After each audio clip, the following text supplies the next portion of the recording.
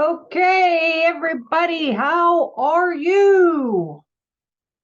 All right, let's get rocking and rolling. Hey, everybody, it's just about time. It's such a pleasure.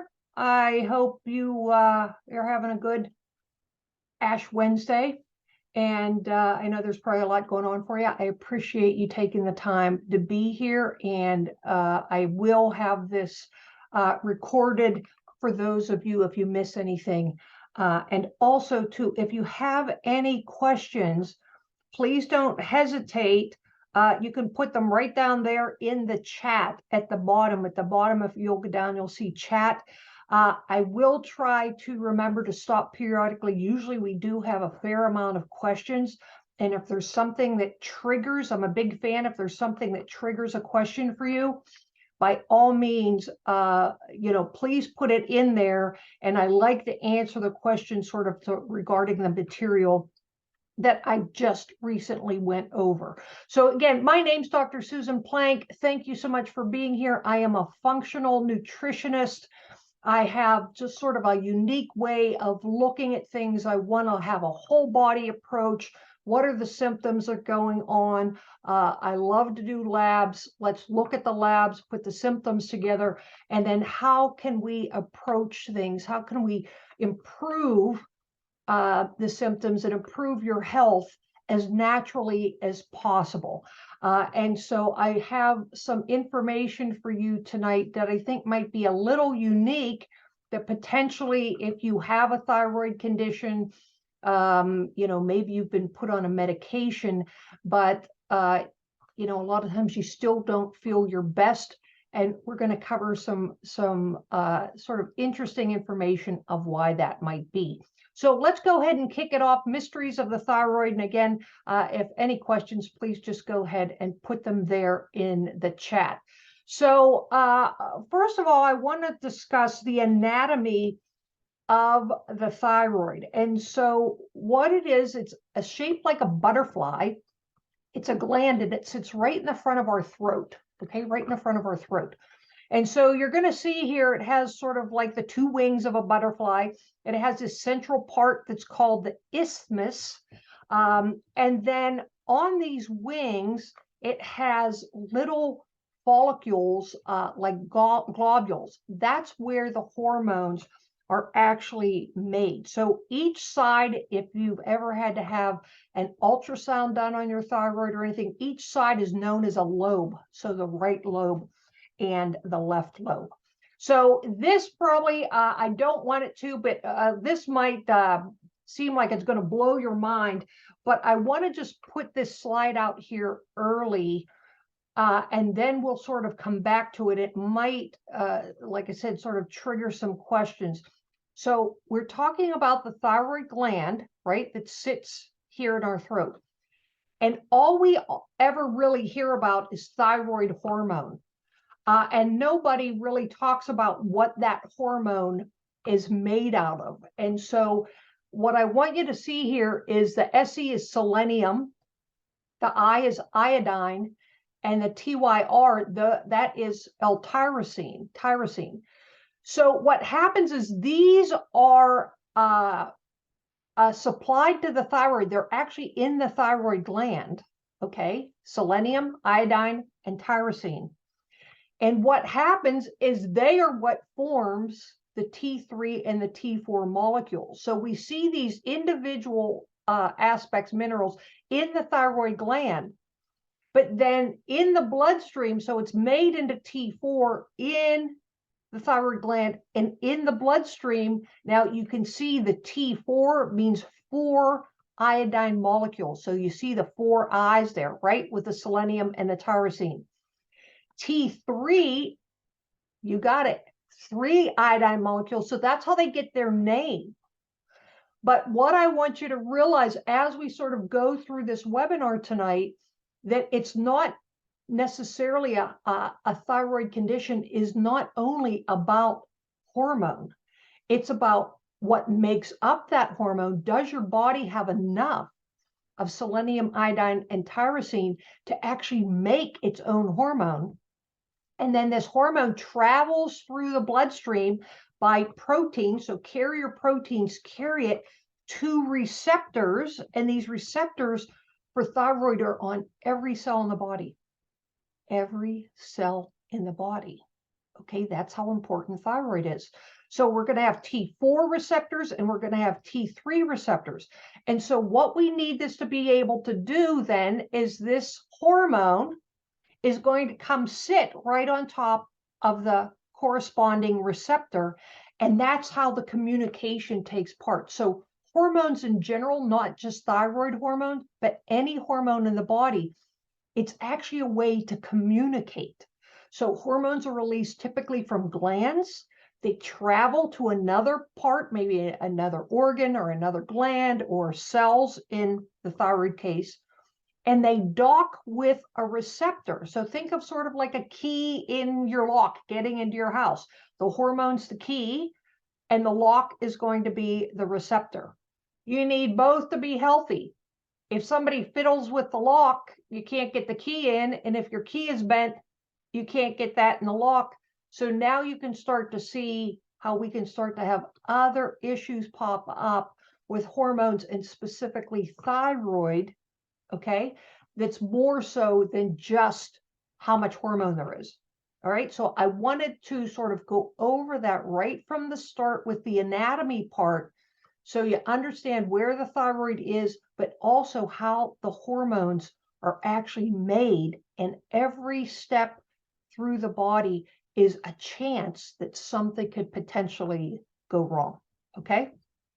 So the thyroid is a greater part of the endocrine system, which is, all glands, all hormones throughout the whole body is the endocrine system.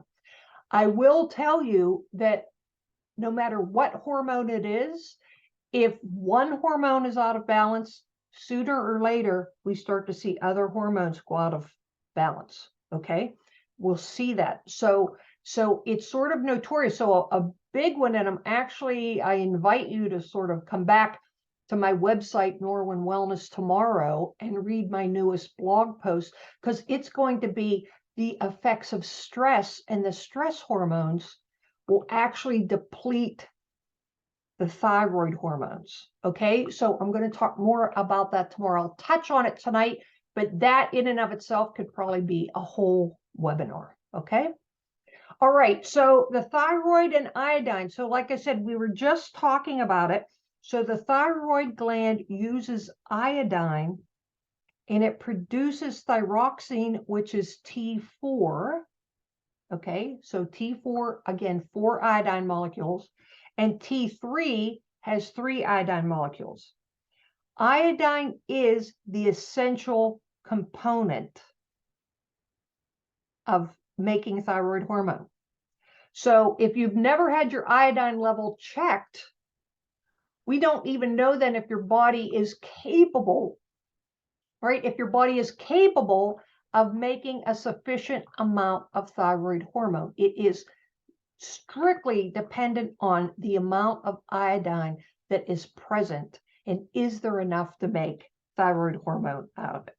So without that adequate iodine, right, your thyroid is going to become sluggish, and it can create other problems such as nodules, all right, and symptoms that you're going to start to experience are more of a sluggish, a slow hypothyroid, which is, especially this time of year, cold hands and feet. Maybe some of you in warmer locales, right? Not as much, but cold hands and feet.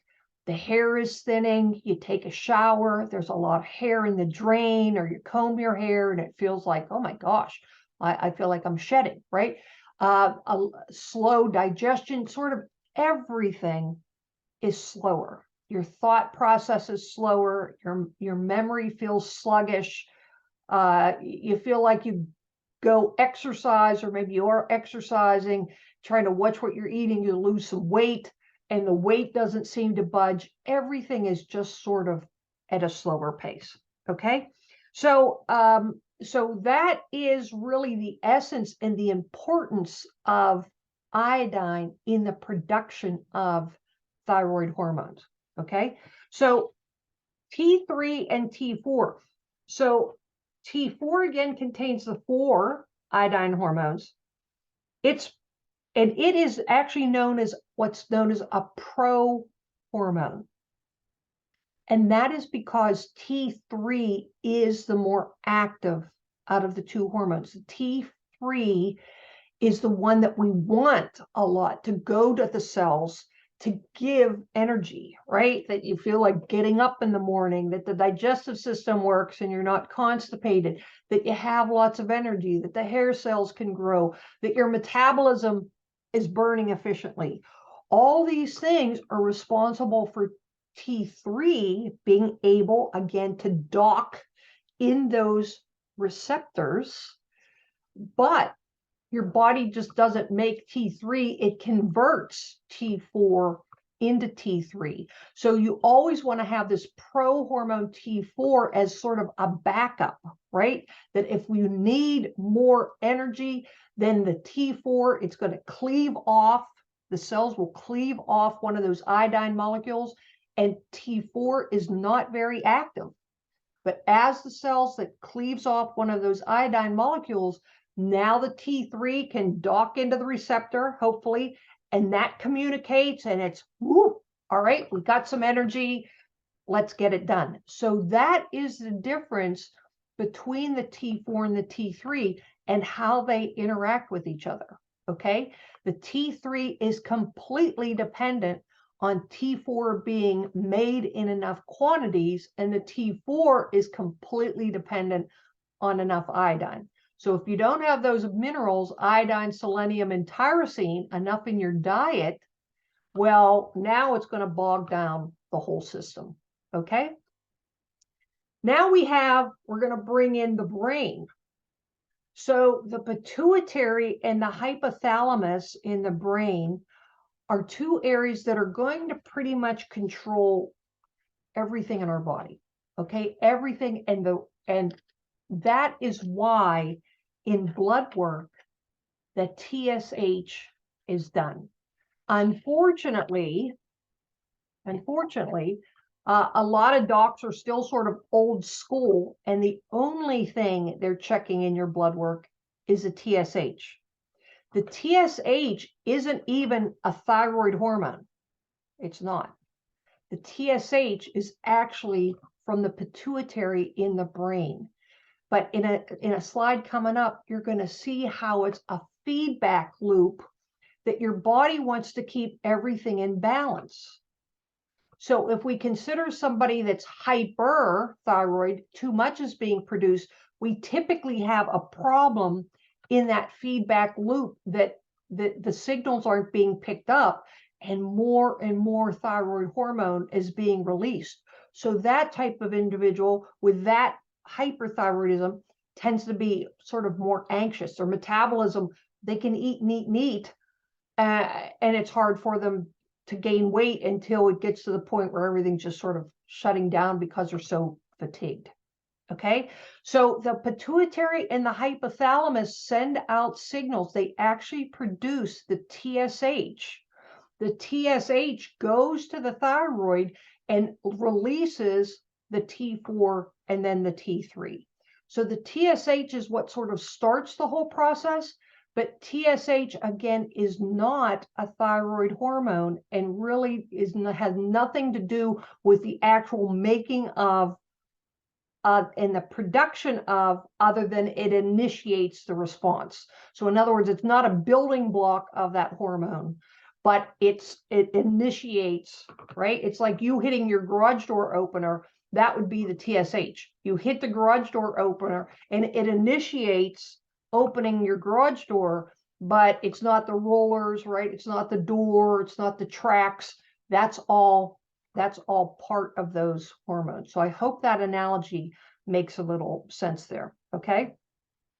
So here we see then this sort of feedback loop that we're seeing the thyroid hormone and then also these other cofactors, which the cofactors are, again, the selenium, the iodine, and the tyrosine. But what happens and what we see happening is, again, it's sort of like an old school mentality with docs, is they're only checking the TSH.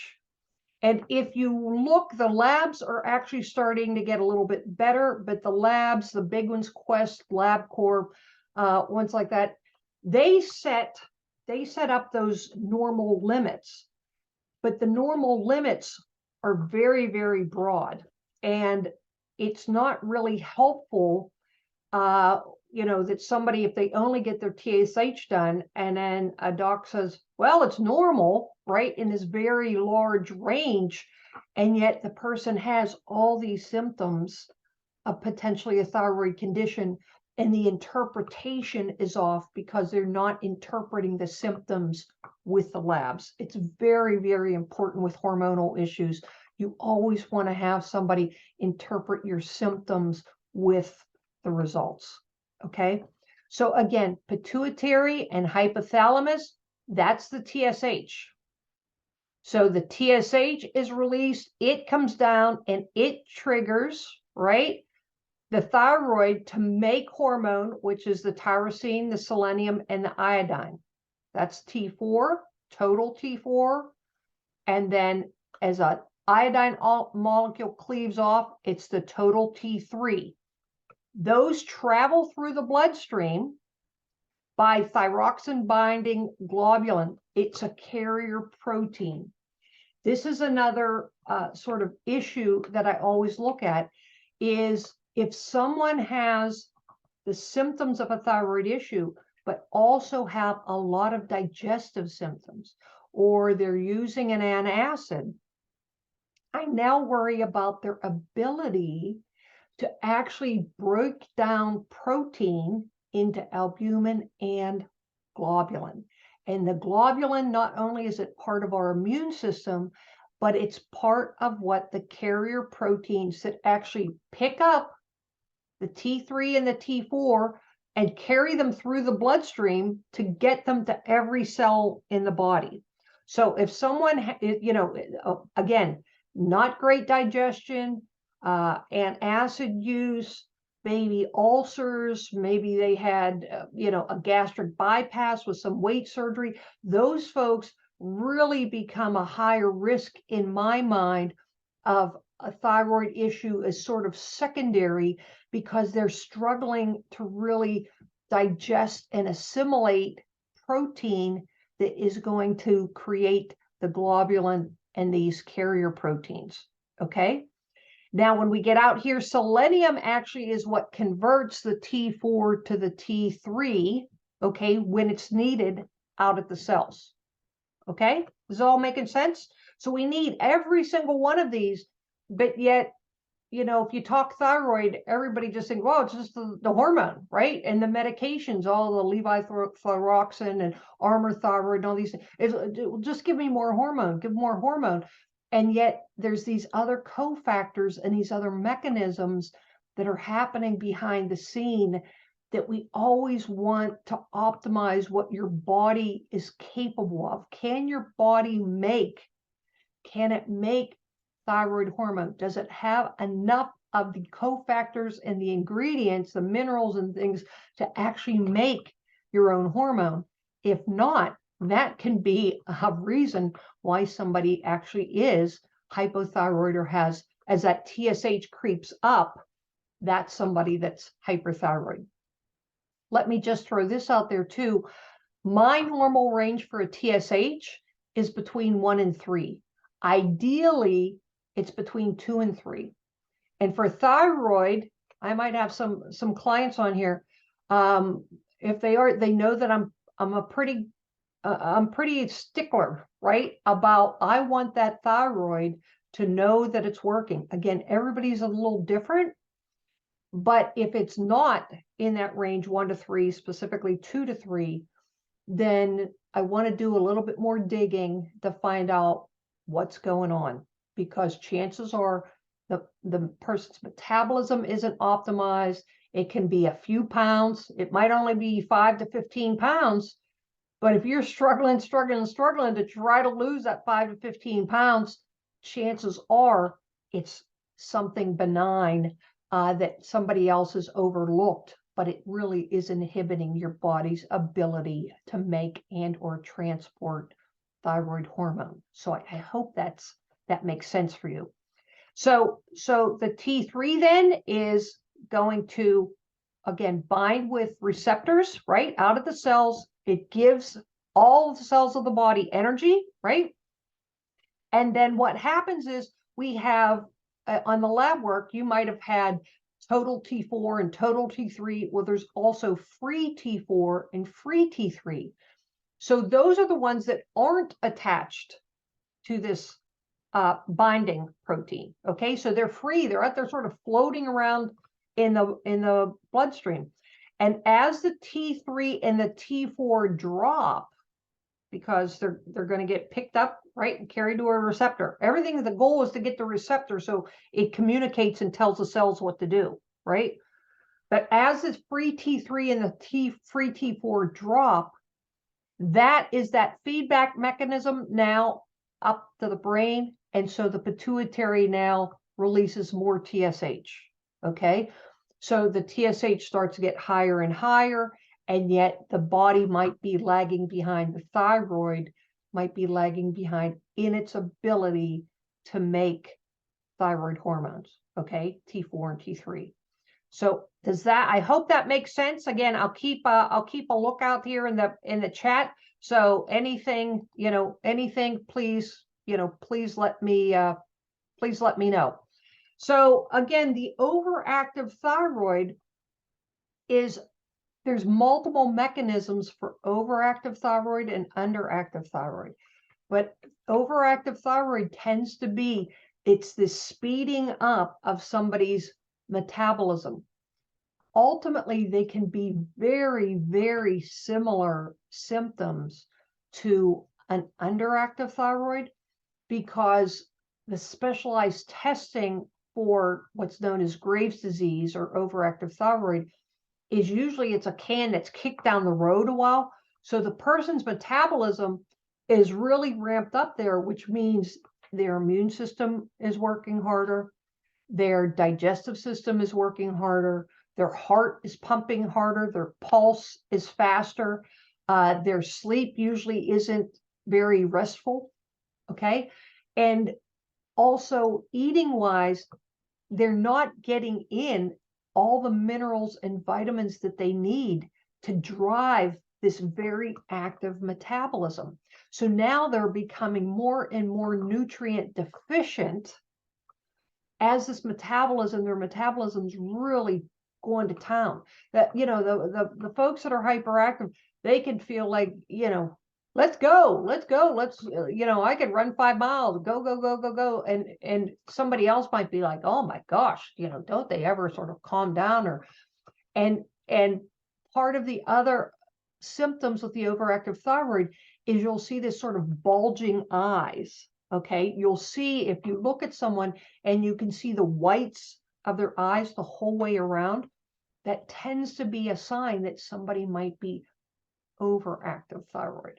Okay, but again, as the longer that process, because these are all processes, the longer that process goes on with the metabolism at a very high rate, nutritionally they start to suffer deficiencies, and now they're going to sort of hit a wall of being fatigued. Okay, so they're going to start to have very similar symptoms to somebody that's an underactive thyroid. Underactive thyroid, right? It tends not to be a real, their metabolism is slower. So it's not necessarily an overt, right, hyperness of the metabolism. It's the exact opposite. But we still, because nutritional deficiencies and acid use, abdominal surgeries, these can set someone up to where they don't have that selenium, iodine, tyrosine, to where they can make their own thyroid. Okay, so we're going to see, again, hair thinning and falling out, coldness of the extremities, sluggish digestion, sort of I call it brain fog. Maybe you can't remember things, somebody's name as easily as you could. Your nails start to get ridges and get brittle. They break, and they're sort of always, you always have to clip your nails because they're always sort of breaking at the edges and rough, getting snagged on things.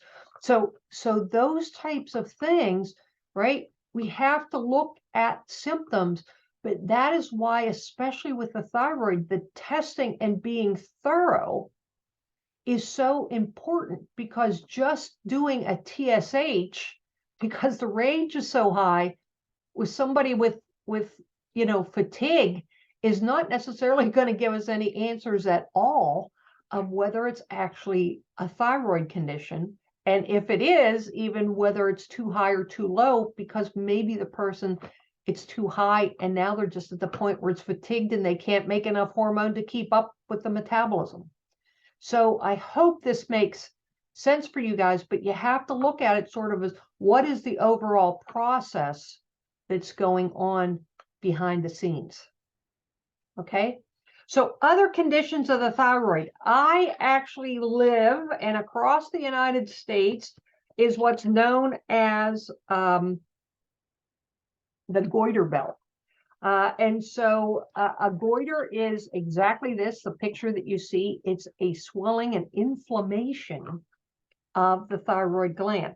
And so what we're looking at is, there's things known as a toxic goiter, okay? And that can go, again, either way. It can be too high a function, too low a function. I have this unfortunate, like, I start to pay attention to these signs and symptoms. Always, I'm scanning people, and so I look at news personalities or people on TV, and I always notice, if you see this like distinct swelling in this like tight band around their neck, I'm always thinking, boy, that poor person, I hope they know that they have a thyroid issue, right? There's something going on there with the puffiness. We can also have thyroiditis, which is, for the thyroid, most people know it as Hashimoto's thyroiditis. It is inflammation of the thyroid gland. There's actually 5 different types of thyroiditis. Now, I want to be very, very clear about this, okay? Can Hashimoto's cause your hormone levels T4 and T3 to be lower? Absolutely. Will taking a medication or natural supplement to boost T4 and T3, will that stop the Hashimoto's? No. Hashimoto's is inflammation. That's all it is. Inflammation of the thyroid gland. The number of people I've met in my career, it breaks my heart that at some point they were told they had Hashimoto's, and then they were instantly handed a script for a thyroid medication. In reality, what should have been done is that person should have been evaluated for what is the cause of the inflammation. If you don't find out the cause of the inflammation, it's the chronic long-term inflammation of the thyroid gland, those little follicles, right? Those little things where I said the hormones are produced, that will be destroyed over time, but it is not destroyed overnight. So when somebody has Hashimoto's and then they're handed a script for a thyroid medication, either they didn't get a thorough enough lab work done on their thyroid for a while before that diagnosis, or they're just being handed a script for a hormone and not being evaluated for what is causing the inflammation. So what we tend to see then is, with just being given the hormone, that inflammation will continue to deteriorate and destroy the thyroid gland and its ability to make hormone. And so long term, that's actually when somebody would need the medication. In the short term, I think we're doing a disservice, that we should, as physicians, we should truly look at the cause of the inflammation to tackle that. Because in the cases I've seen, you get that inflammation, you can get those antibodies for Hashimoto's to decrease, and then the body actually has the ability to start making its own thyroid hormone again. So, I want to be very clear about that. My approach is not common. It is not a generally accepted approach, but it's one that it's worked for me. It's common sense. And Hashimoto's thyroiditis, any medical term that ends with itis, itis means inflammation. And so Hashimoto's thyroiditis means there's inflammation of the thyroid gland. And the next step for any inflammation anywhere in the body is to find out, why is it inflamed? It's usually a food sensitivity. It could be a type of infection or some other type of injury, but it's usually the first two, some food sensitivity and or infection. Okay. Again, I'll be talking about it in my blog post tomorrow, but I do want to bring it up here tonight, is chronic stress. Chronic stress, our adrenal stress hormones, cortisol. The higher cortisol goes, the more it's going to suppress and decrease thyroid hormones. Okay. So if you're struggling with, maybe you've been, treated naturally or with medication for a while, and that TSH maybe budges a little bit, but it's not dropping down, then the reality of it is, the next thing I want to sort of, as I'm checking off, what are we going to do next? What are we going to do next? We're going to shift, and we're going to look at someone's stress levels. We're going to potentially check their their adrenal stress hormones, which is cortisol and DHEA.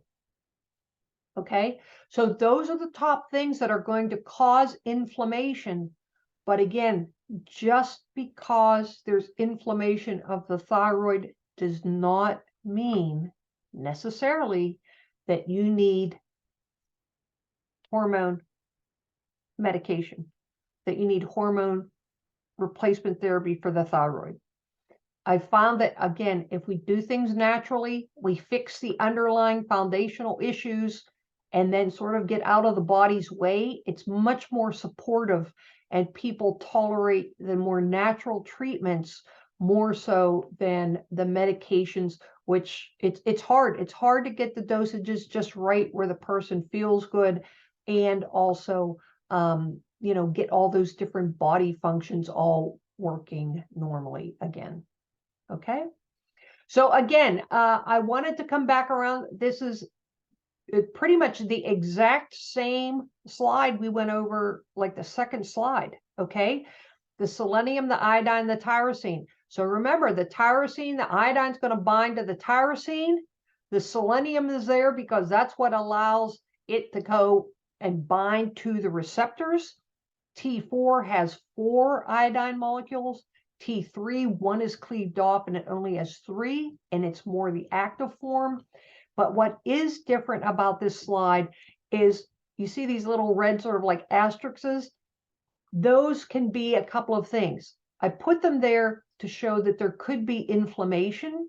So again, that would be Hashimoto's, because Hashimoto's is an autoimmune disorder. Every single autoimmune disorder starts with inflammation. So inflammation can affect the gland where things are made. It can affect the receptors. Okay, it can change the shape of the receptors. It can deteriorate the receptors, just as it can deteriorate the thyroid gland itself. So we have to look, is there inflammation present? The other thing of what these represent is there are things known as heavy metals. And we're seeing them, you cannot, it's not a question of, oh, do I have heavy metals in my body? It's you do, and it's how much. We don't know how much. But heavy metals are endocrine disruptors, which means what they do is they love receptors. So heavy metals, so nickel, lead, things like that, not on, we're talking about lead poisoning, but levels of it, right? Things in pesticides, things that, in our environment that is just now acid rain, it's in the ground, our food is grown. Even if you're eating organic food, if it gets rained on, it potentially has heavy metals to it, okay? The heavy metals love to interrupt and disrupt. That's why they're called endocrine hormone disruptors. Endocrine disruptors, they will block receptor sites. Okay. So again, while we have to have a methodical approach, because somebody, if they're on a medication or even a natural thyroid treatment, hey, it looks like everything's normal. All these hormones are in the normal ranges, right? My normal range. We'll say my normal ranges, right? They're right where they should be, but we're just not getting that person, just not, their energy is not where they want it to be, or maybe they just feeling sluggish. The weight, they're struggling with it, even though they're like, I trust my clients. I know when somebody says, hey, I'm doing what you tell me, I'm eating clean, I'm doing what I should, I believe them, right? Then the next step we have to go to is we have to come in and make sure we clean off these receptors. So this is, again, fairly new topic, but it is rampant now. Heavy metals, and it's not just thyroid. It can be anything. It can be guys for testosterone levels. It can be women progesterone. I'm seeing it younger women, especially with birth control pills. We're seeing these things that are known as endocrine disruptors, and they are affecting the hormone receptor sites and blocking them, because this hormone should come in and just sort of sit right in there. It should be a perfect fit. And if it's not, off that hormone goes, and it has to find someplace else to sort of dock and share its message. Okay. Okay, so the thyroid functions, honestly, we talked about, many of them.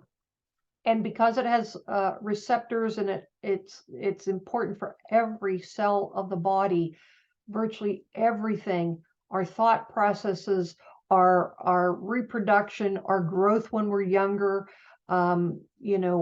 It's all dependent, the function of our heart and blood vessels, our lungs, our digestive tissue, our liver, our whether you're a guy, sex hormones, or a woman, hormones and thyroid play a part in every single function of the body.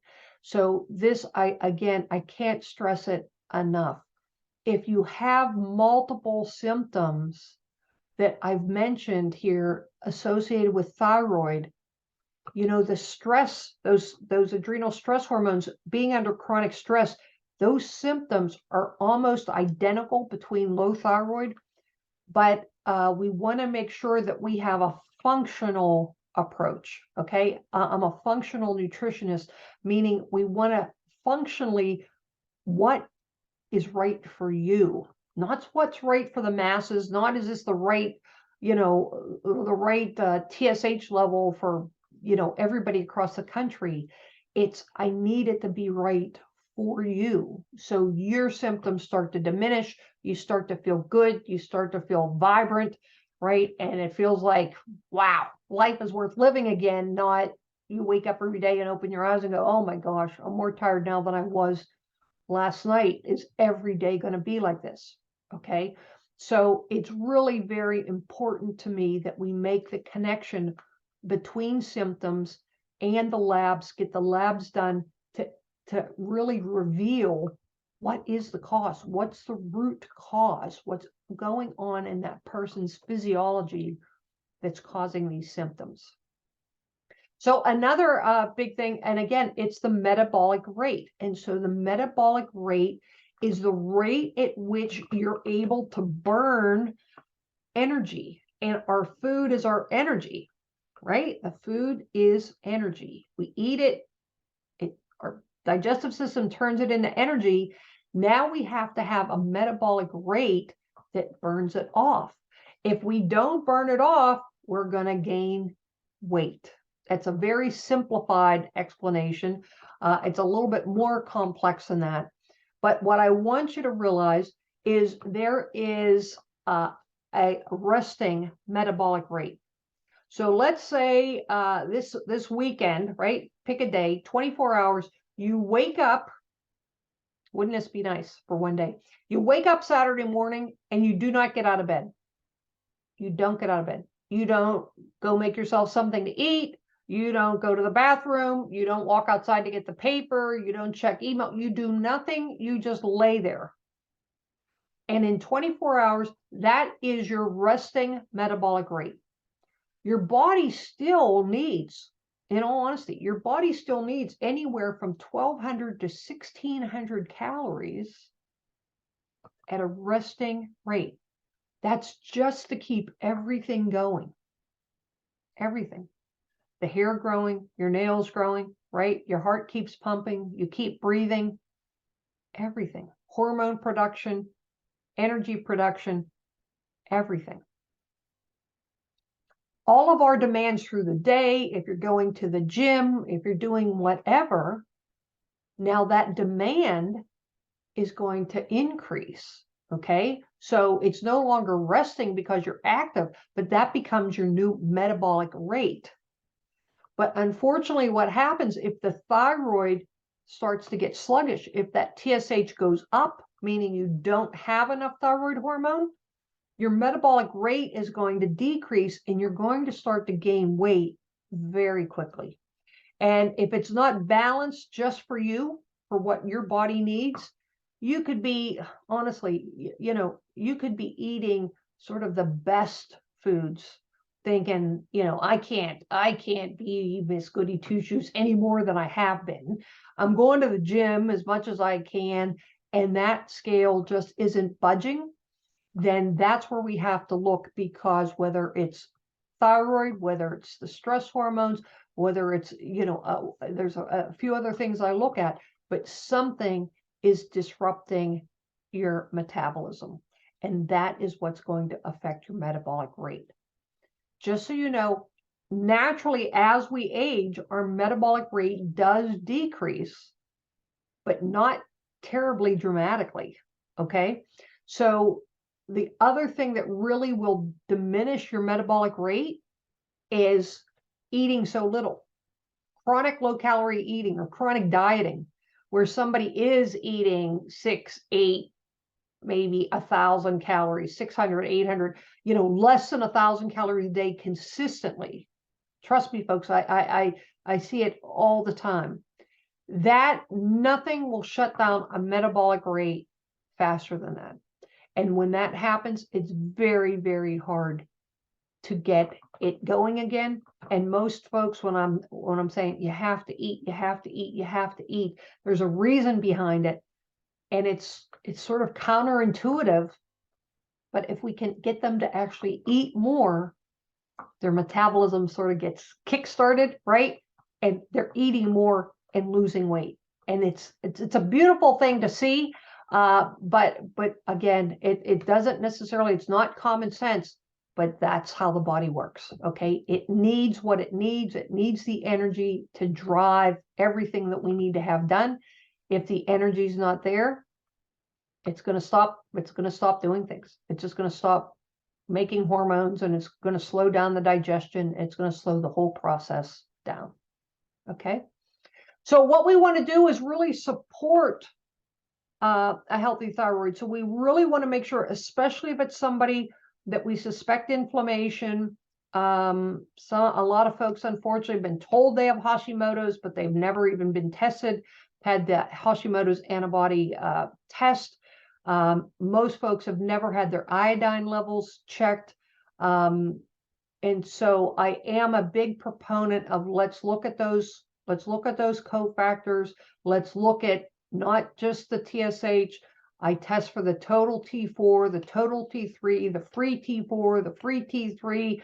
I check iodine. I'm checking the Hashimoto's, the thyroid antibodies, peroxidase as well. I want to make sure, where are those levels? Okay, I have this saying that you know, if you're not testing, it's guessing. And you know, I would never accept a doctor saying, oh, well, let's just play around with this medication. Here, take this medication. Let's see if it works, right? I want the test to so I know what the treatment is going to be, what we need to do to sort of start to rebalance what's been going on. So eating clean, there is, and I do strongly consider this. Some folks, especially with Hashimoto's, if they have other autoimmune conditions or just a lot of inflammation in their body, I will consider that we have to, at least for a while, limit any type of grain. And that can be a little bit more challenging, but I'll tell you, boy, we can knock inflammation out in days, folks. We can knock inflammation out in days. My goal is always, if we have to be a little bit more strict to start, let's do it, because we get you feeling better so much faster. And then we can start to sort of reintroduce things, but I want you feeling better faster. I want the inflammation down. I want some weight off. I want your energy up, right? So we're going to do it with diet. We're going to do it as naturally as possible.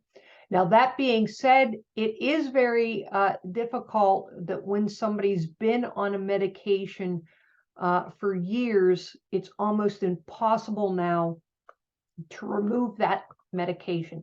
Even if we find out that the inflammation it's still running rampant, right? The Hashimoto's antibodies are sort of through the roof. That's the unfortunate part with the body and pretty much any hormone, is if the body is given an exogenous source, an outside source of a hormone, it's going to be very, very difficult now to undo that completely and get the body back to more of a natural state. I have folks that I work with all the time to do that, and it is possible, but it takes longer than just sort of, you know, getting things balanced straight in the first place. Okay, so again, we did talk about this, and again, it'll be my blog post that I'm going to do tomorrow on the effects of stress, specifically on thyroid and the production of thyroid hormones. So again, if you want to catch that, it's my website is Norwin Wellness, Norwin, and the word wellness, norwinwellness.com, and you can go to my blog post to catch that. But I think again, it's another source of inflammation. It affects every level, whether it's at the thyroid or whether it's at the receptor or whether it's in the bloodstream. Stress is one that will affect every level, from production through transport to docking in that receptor. And so we can't discount, especially with what we've all been sort of living with and expected to live with the last couple of years, we can't discount chronic stress anymore. And so if someone, like I said before, if their TSH just does not respond, and we sort of looked at everything else, then we really have to start to now look at the stress hormones. We'll have to get those checked, and then we would do that in saliva. And then we have to implement sort of some techniques of, is it meditation? Is it yoga? Delta waves to sleep at night? How is the person's sleep? Those tend to all be sort of interconnected, that poor sleep with the stress and also then affecting the thyroid. So again, you know, it's easy for me to say, oh yeah, get more rest. But the reality of it is if that thyroid isn't balanced and you are under a lot of stress, like I said, it just becomes sort of a triad. One starts to affect the other. I do want to speak a little bit about exercise.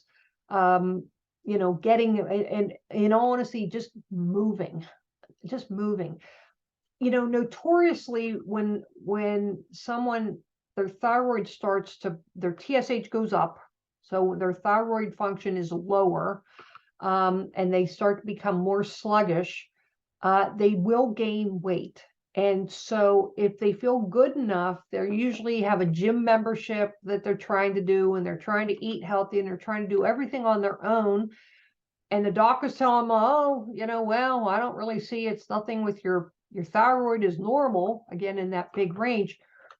So if you're one of those folks, or if you are even taking a medication, have Hashimoto's, really revving up an inflamed thyroid, meaning if you get on that treadmill, at the gym, and you start going gangbusters to get your heart rate up as high as you can, that's counterproductive, and it's going to add more inflammation to your body. It's hard. It's very hard on your body overall, but it's going to put more pressure on your thyroid.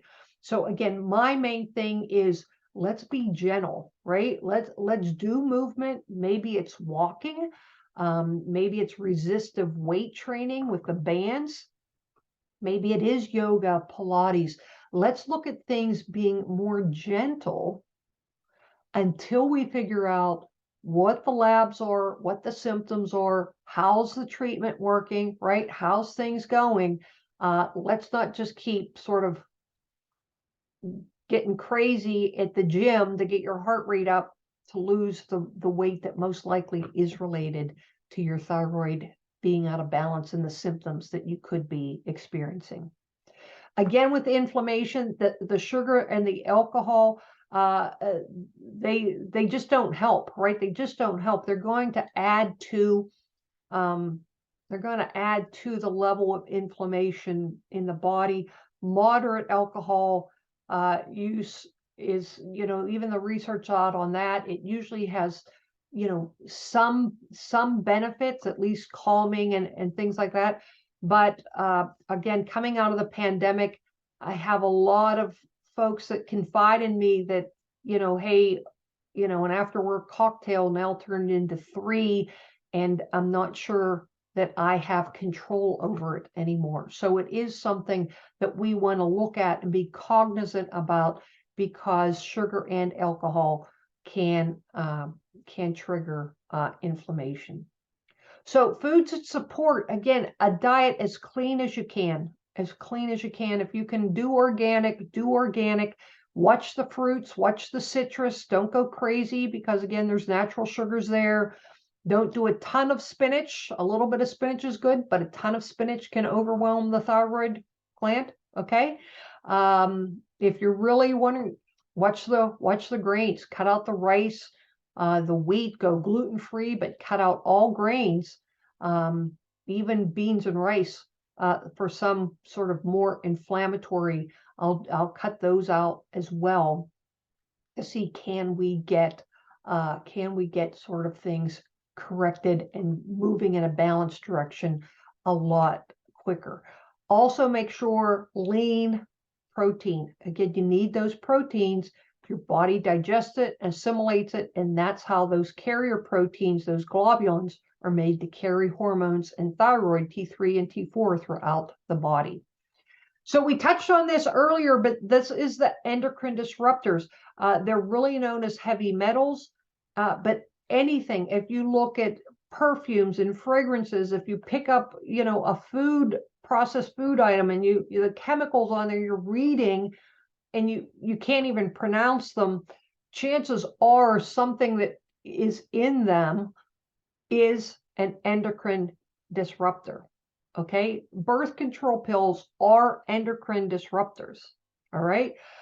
So again, if someone's trying to really sort of regain their health, figure out what's going on with their thyroid, get the weight off, get their hormones more balanced, it's just a must. We just have to do it. There's another group of endocrine disruptors that they're actually known as obesogens. And so that is a group of chemicals that will actually cause someone to gain weight and become obese. So it does matter how and how much of these chemicals are getting into our body. Like I said earlier, you could have eaten organic your whole life, and I could unfortunately still tell you right now that you do have some heavy metals, you do have some endocrine disruptors in your body. but we don't know how much, and we don't know what effect they're having. So we want to make sure to keep an eye on every level of what's going on in the thyroid, and not, like I said, when I started off, not just think everything is related to just a hormone and I just have to take a hormone the rest of my life. That's just not true. So there are things we can do naturally to help stabilize and produce hormones naturally. And also there's things that we can take that'll actually start to clean off those receptors and let the body metabolize and get rid of these endocrine disruptors. So that's something I highly recommend as well too. So again, nutritional tips, lots of water, folks, lots of water. Move, but don't go crazy. You know, move, but you're not going to run a marathon. We want to make sure that we're getting you, you know, we're seeing some improvement with the symptoms. We're seeing some shifting with the hormones. We want to make sure your sleep, because that's how you heal, right? That's how you heal, is your sleep. We want to make sure that these big areas are improving. We want to make sure your weight's improving, that the hair quality is better, that you know, again, you're not getting in the shower and think, oh my gosh, at the end of the week I'm going to have to wear a wig, right? A toupee with the amount of hair that I'm losing in the shower. So you know, we've covered a lot here, I know, but you know, I just want to make sure that you're understanding how all this sort of works together. Now, I created this program. I have you guys in mind. It's 28 days to a healthier you. Beat inflammation, shed the weight, and conquer autoimmunity. We're starting the program March 1st. It's $97. I wanted to make it very cost effective. It's $97. What we're going to do with this is if you have labs done, you want me to take a look, I'll look at the labs that you've had done nutritionally. You and I are going to have a one-on-one consult. I work virtually, so we'll do it by phone. We're going to figure out, what are your goals? Are your goals, is it a thyroid concern? Is it weight? Is it your digestion? Is it just feel like you have no control over your body and your health at all anymore? And each year you feel worse and worse. Whatever it is, we're going to set in motion a plan for you. We're going to clean up the eating, right? We're going to have weekly group sessions. We're going to have you fill out some questionnaires to see exactly, can we isolate what's really going on with you. And like I said, I'm happy to look at any labs that you've had in the past and see sort of what's going on. Do your numbers fall where I would want them to fall? If they were my numbers, are they where I would want my own numbers to be? We're going to give you a shopping list every week. We're going to have you know, daily recipes, tips and insights. You know, food logging, where you can go in and log in your foods, and we can start to figure out, what is your metabolic rate? Okay, what is your metabolic rate? Because chances are you don't even have any clue how much you actually should be eating, whether you want to get your thyroid better, you want to improve your cholesterol, or you want to lose some weight. So I really invite you. You can go to, again, norwinwellness.com. You can go to norwinwellness.com and see that. I also, I believe, have a link here. If I have a different page, I can put that up, that you can copy the link. So again, thank you very much. But please consider this. Even if you think it might not be for you, reach out to me. Let's talk, because I want. I'm really sort of very motivated also, because this is Ash Wednesday, and a lot of folks in the time leading up to Easter, a lot of folks are cognizant that they want to give up something to try to, I think their goal, what my goal would be, is to give up something to improve my health. So in this time, in a month of March, I want to make sure that we're doing everything we can to get you on that process, to really get you energized, to get some weight off, to get you feeling good, and start that process now. So by the time summer comes, man, you're just feeling you're just feeling smoke, right? You're just feeling good. So thank you so much for being here. I really, really appreciate it. And let me see here if I can pull up my other let's see if I had it. I thought I had it here. Maybe I do not. Let me see. That would give you the link, but otherwise, like I said, you could go to Norwin Wellness. Here it is. Here we go. Okay. So let me grab that and let me come back over here and put this in the chat and let me share it with everybody. So here is the link for that. If you're just want to check out that program, that link will take you to this page.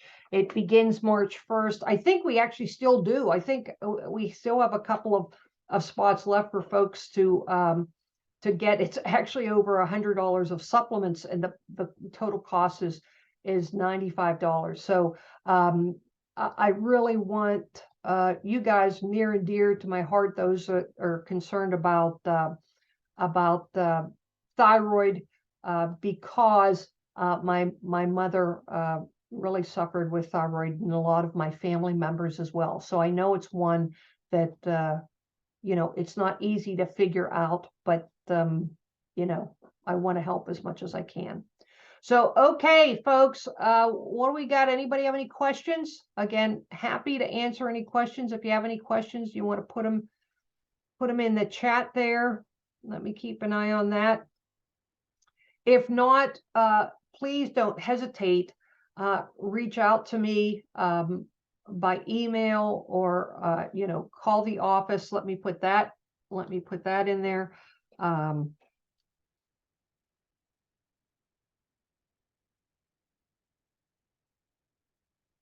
Put that if you want to call the office. So there you have. Again, whatever I can do to help, I'd be glad to.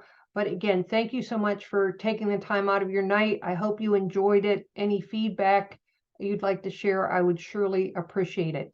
So thanks so much, everybody. Take care. Bye-bye. Have a good night.